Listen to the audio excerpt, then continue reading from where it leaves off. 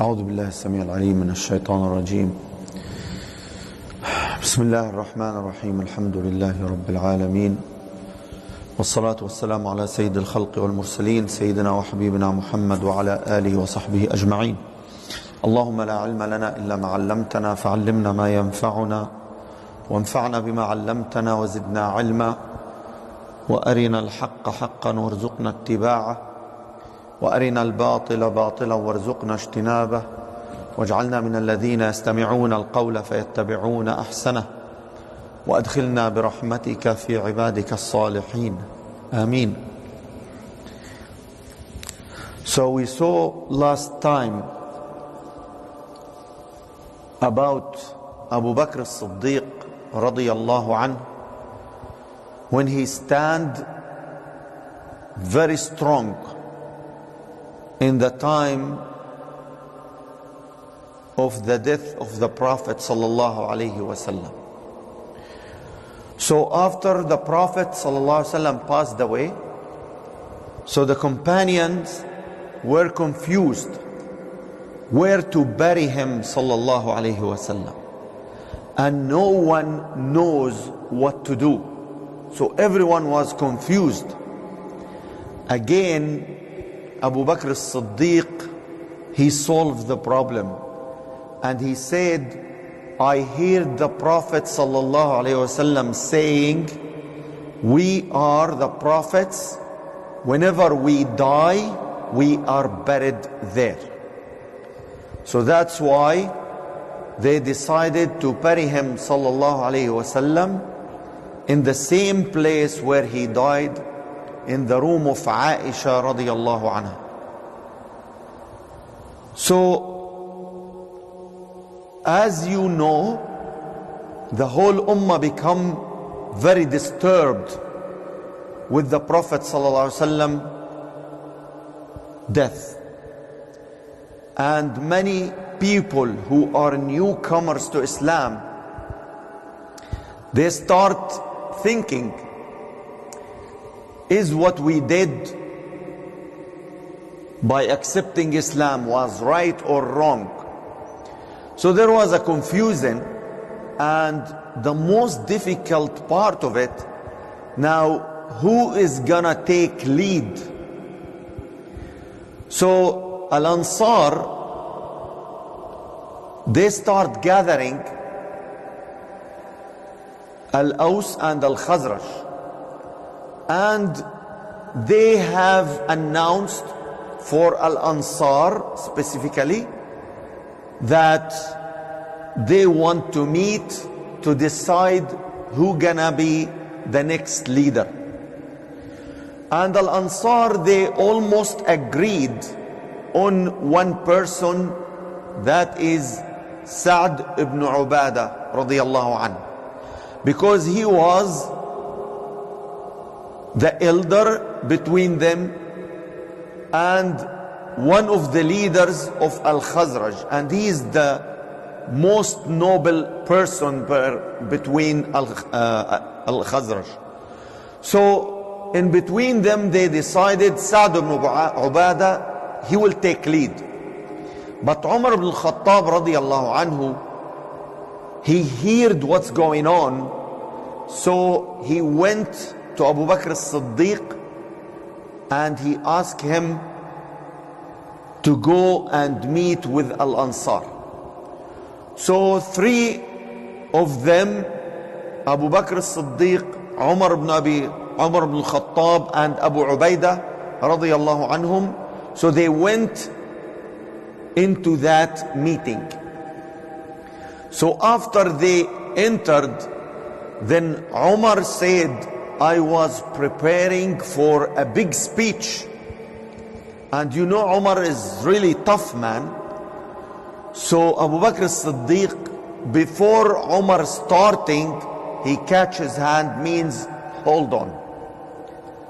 And then he said, what's going on with you? They said, Al-Ansar, we are the people of the land. We give you the home and supplies and security, and we deserve to be the next leaders. But Abu Bakr as-Siddiq said in a very calm and wise words, he said, indeed, there is no doubt about it. We acknowledge that you have presented your wealth and your land and your home, and you supported al-Muhajirin and the Prophet ﷺ in everything. But you become the first people who supported the Prophet ﷺ, but don't become after his death the first people who is changing the Sunnah. So they said, so what do you think if both of us will share leadership?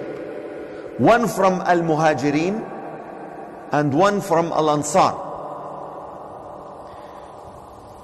Then Abu Bakr as-Siddiq said, I want you to know that all Arab in the big island of Arabia, they will not obey anyone except a man from Quraysh, because Quraysh was the leaders of that area, so they won't listen to anybody else. Then immediately one man from Al-Aws, his name is Bashir ibn Sa'd, he said, indeed what he said is the truth. We should give them the leadership. So Umar radiallahu anhu, immediately he said to Abu Bakr, give me your hand, I'll give you bay'ah. But Abu Bakr as-Siddiq said, no, you deserve it better than me. So Abu Ubaidah stand and he said, no, you are the next one. And then all of them agreed to give the bay'ah to Abu Bakr as-Siddiq radiyallahu anhu. So here there is a question. Why the Prophet sallallahu alaihi wasallam, he knows that he is dying, why he did not appoint Abu Bakr as-Siddiq by name? He just gave a signs when he said, let Abu Bakr to lead the prayers. But he did not say that Abu Bakr is going to be the next leader. Why? Because the Prophet sallallahu alaihi wasallam, he don't want that this gonna be by force. He want to be a consultation between the Muslimin. That is the idea, and this is how it works. Now the first challenge in front of Abu Bakr as-Siddiq was the army of Usama radiyallahu anhu. So what is the story of this army?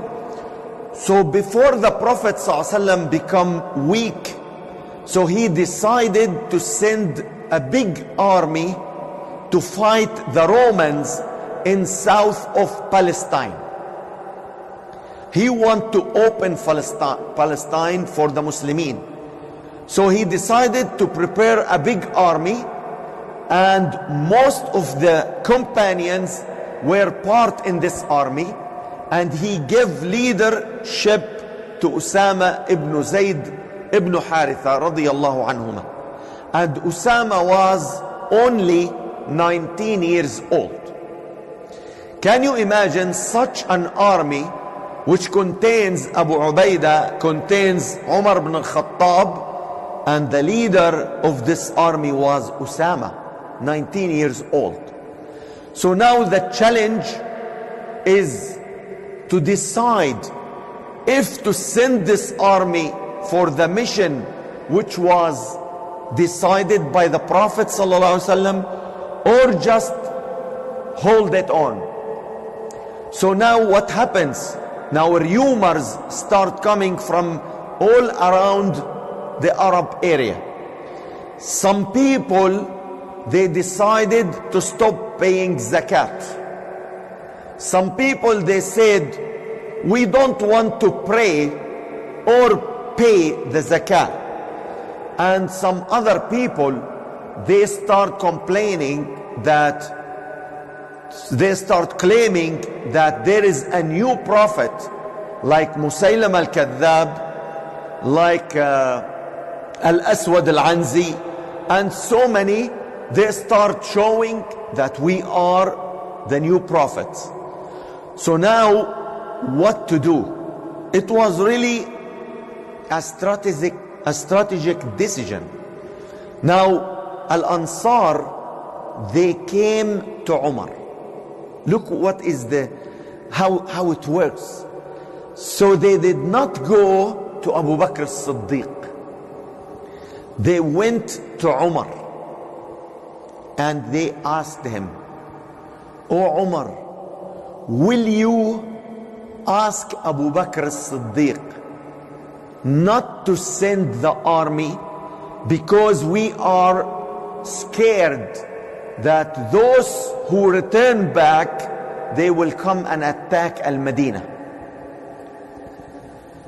But if he insists to send the army, let him change the leader. He's just a kid."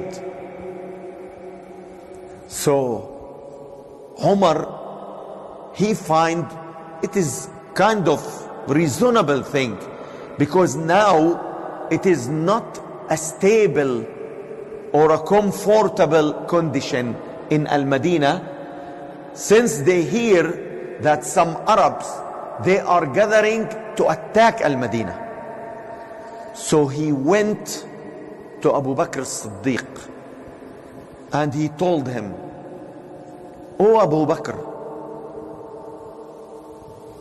will you keep this army in Al-Madinah, because we are struggling and expecting that an attack will come here and there will be a war."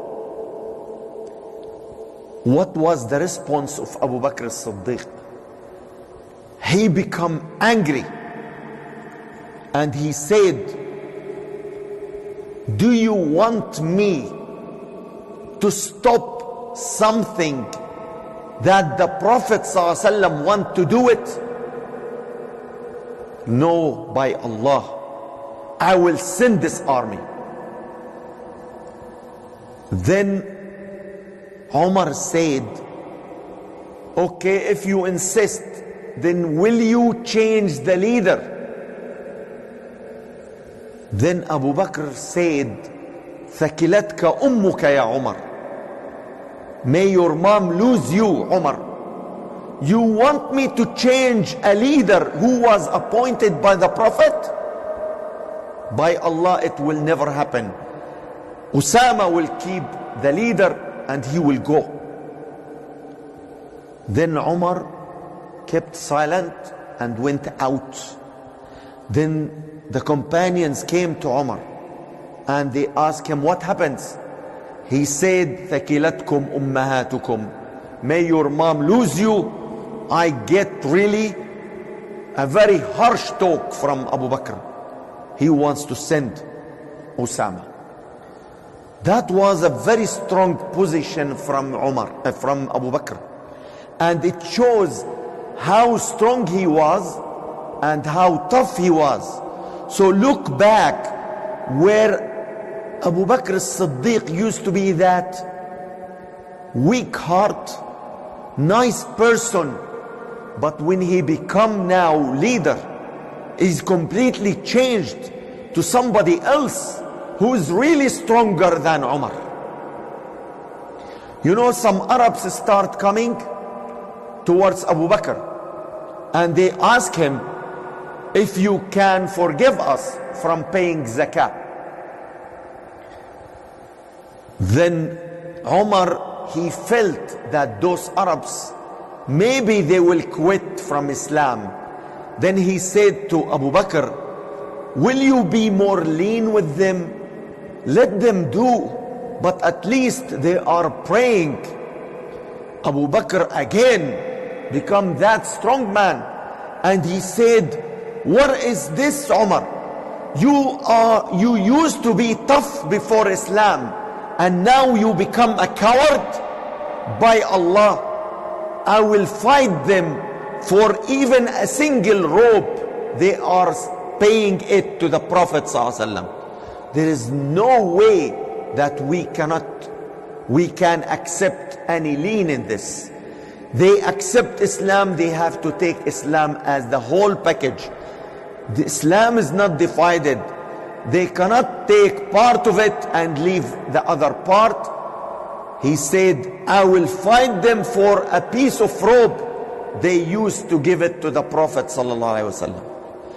And this is what happened. So the army of Usama went to the south of Palestine, and they hear that the Arab, they gathered a big army in a place called Al-Qus'a, which is nearby Al-Madinah. So Abu Bakr radiyallahu anhu, he stand and call all the companions to meet in the masjid with their weapons. So after they gathered all together, Abu Bakr as-Siddique, he said, we are going to meet them there before they come to us here. And he take the leadership of that army. And keep in mind, most of the companions, they left with Usama army. So now what is remaining is just a few. Now, one incident I like to remember it with you. When the army of Usama was preparing to leave, so Abu Bakr as-Siddiq came walking, and Usama was on his horse. So Abu Bakr as-Siddiq, he went to see the army and see if they are really prepared. So Usama said, oh Abu Bakr, you are the Khalifa and you are walking and I am riding. By Allah, this won't happen. Come and ride and I will go and walk. Then Abu Bakr as-Siddiq said, no, by Allah, you will keep riding and I will keep walking. It won't harm me if some dust will come to my clothes and my feet for the sake of Allah subhanahu wa ta'ala. And then he watched everyone, everything is prepared.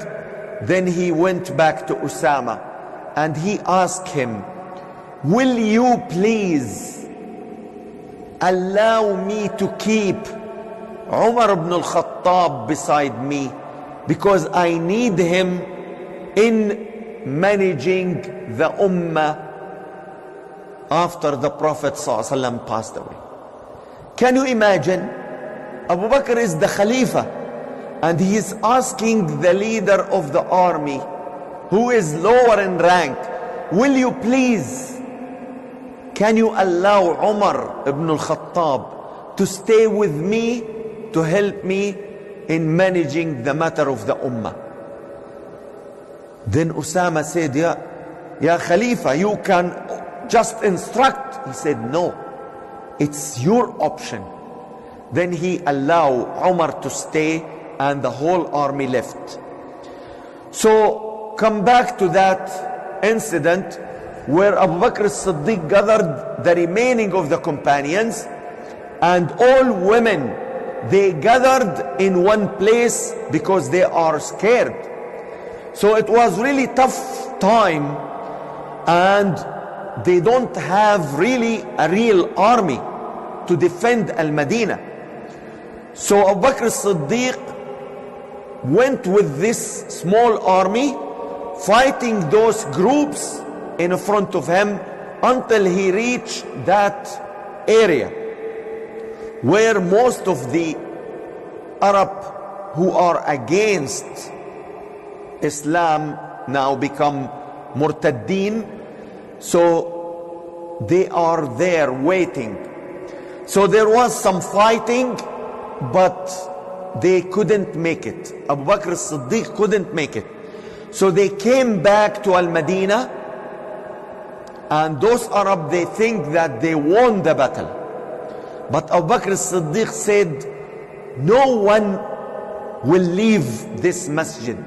You stay here. We are going again to repeat and return back to them before the sunrise. And it was dark with no sound, as the scholars of Sirah said, nobody hear any sound for them when they depart. And they travel in the night, and they reach that place before dawn. And they attack them, and they defeat them, and they become victorious. So Abu Bakr as-Siddiq now, he saved the Al-Madinah al-Munawwara from this attack.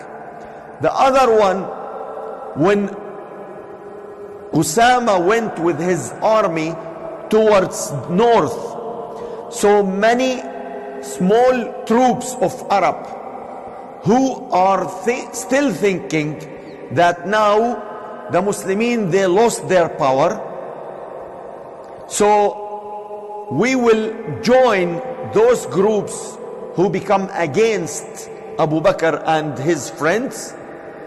But they're still thinking. Now when they saw the army of Usama, they become scared, and they start talking to each other. You are telling that they don't have an army? What about this? This is a big army going to fight the Romans. They are fighting the Romans, and we cannot dare to fight them. So they just shut it down, and they kept their Islam.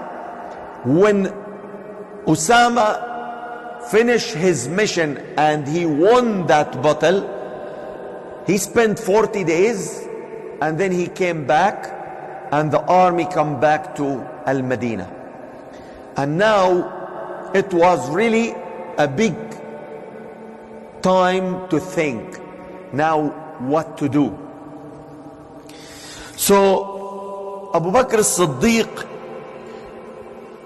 even he was a very tough in taking decisions, but at the same time he was that person who used to be the most helpful for others. You know, the next day when he was elected to become Al-Khalifa, he used to go to the widows and the orphan houses to clean their houses. Can you imagine? He used to clean houses. He used to cook for them and bring milk for them. So the next day when he became Al-Khalifa, so the orphan child talking to his mother, will you think that milky man is coming back today? He is late. She said, I don't know. He become now Al-Khalifa. That's no way he could come. Then the door is knocking. The door is knocking. So the child opened the door, and he said, here is the milky man arrived. Then she said, hush, what you are saying, he is Amirul Mu'mineen. Then Abu Bakr said, let her call me the milky man. It is the best name ever given to me. And he continued what he used to do before being Khalifa. And he said to the all widows and orphans, I will keep taking care of you as long as I am alive. When he used to walk in the streets of Al-Madinah, the children used to go and attach with his cloth and hug him, calling him my father, my father. While when Umar radiallahu anh became the Khalifa, all the kids run away from his face. It's completely different. So you can see how close Abu Bakr as-Siddiq was to everyone, but when it comes to decisions, he's completely different. Why? He has in his mind one thing: to obey the instructions of the Prophet ﷺ. And then when those troops and the groups come to ask him to allow them not to pay the zakah, and Umar supported their opinion for that time being only, he became very angry and he shouted Umar. You see, can you imagine if Abu Bakr as-Siddiq allowed this? What could happen? So people will not take Islam as a whole. They will divide Islam into pieces. And some people will do what they want. Some people, they will reject what they want. And it's gonna be a chaos. But this is not the Islam which was brought by the Prophet ﷺ. It was one whole package for your whole life, either at home or at your business or with your neighbors or with your relatives or even with your enemies.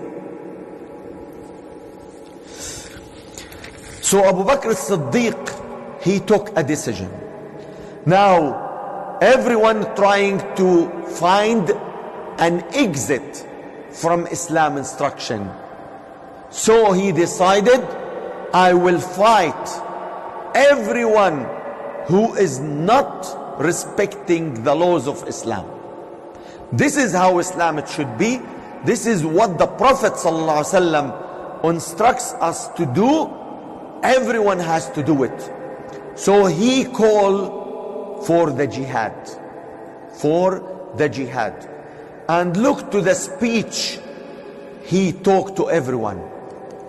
He said, "O you people, I become your Khalifa, and I'm not better than any one of you.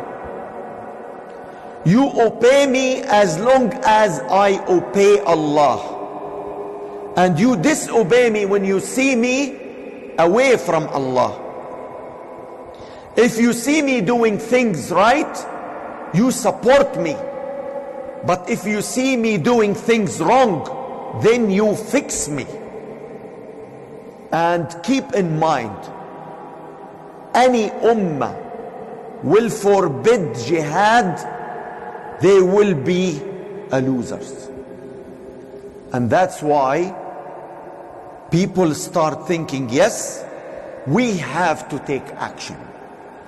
So can you imagine how many army Abu Bakr as-Siddiq planned to send in all the Arab lands? 11 armies. 11 armies to the north, south, and east and west. In all directions, 11 armies he prepared and planned to send in order to shut off the fitna of the people after they return back from Islam.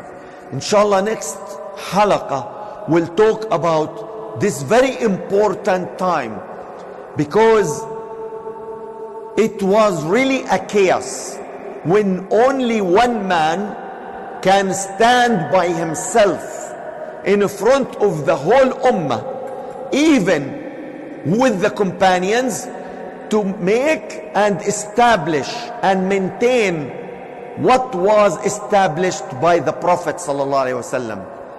He was Abu Bakr as-Siddiq, which never been in any previous ummah like him. Abu Bakr as-Siddiq was the only person who kept this ummah strong and who faced the fitna in a very strong way. He did not hesitate or become any lean with any part being away from Islam. So Abu Bakr Siddique was that person who become really the lion of Islam after the Prophet sallallahu alayhi wasallam. Walhamdulillahi rabbil alameen. اللهم اجمعنا على ما يرضيك واجعلنا من المتحابين فيك. اللهم اجعل جمعنا هذا جمعا مباركا مرحوما وتفرقنا من بعده معصوما ولا تجعل منا ولا فينا شقيا ولا محروما. اللهم اغفر لنا ذنوبنا وإسرافنا في أمرنا وثبت أقدامنا وانصرنا على القوم الكافرين. اللهم انصر الإسلام وأعز المسلمين. اللهم انصر الإسلام وأعز المسلمين. اللهم انصر الإسلام وأعز المسلمين. اللهم ارفع راية الحق والدين. اللهم من أراد لهذا الإسلام خيرا فوفقه لكل خير، ومن أراد به شرا يا أرحم الراحمين فأرنا به عجائب قدرتك يا ذا الجلال والإكرام. اللهم أصلح أحوالنا وبلغنا مما يرضيك آمالنا، واختم بالصالحات أعمالنا وبالسعادة آجالنا، وتوفنا وأنت راض عنا. اللهم إنا نسألك قبل الموت توبة، وعند الموت شهادة، وبعد الموت راحة وسعادة. اللهم آتنا في الدنيا حسنة وفي الآخرة حسنة وقنا عذاب النار. ربنا هب لنا من أزواجنا وذرياتنا قرة أعين واجعلنا للمتقين إماما. اللهم وآتنا ما وعدتنا على رسلك ولا تخزنا يوم القيامة إنك لا تخلف الميعاد. وصل اللهم وسلم وبارك على سيدنا محمد وعلى آله وصحبه أجمعين. سبحان ربك رب العزة عما يصفون وسلام على المرسلين والحمد لله رب العالمين.